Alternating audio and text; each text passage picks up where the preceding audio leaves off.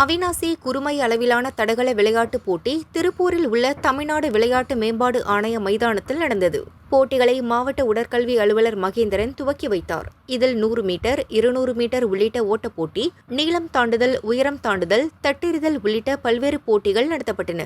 இப்போட்டியில் அவிநாசி வட்டார பள்ளிகளைச் சேர்ந்த 1000 மாணவ மாணவியர் பங்கேற்றனர். மாணவ மாணவியர் தங்களின் திறமைகளை வெளிக்காட்டி பார்வையாளர்களை பரவசப்படுத்தினர்.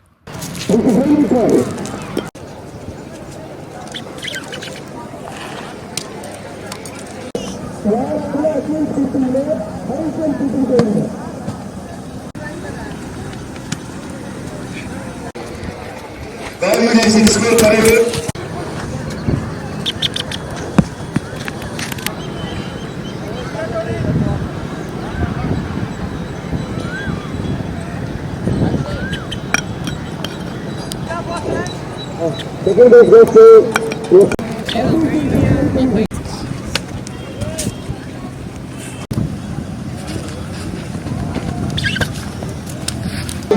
ராமசார் இல்ல ராமசார் ஐட்டம் முடிச்சிருக்கீங்க.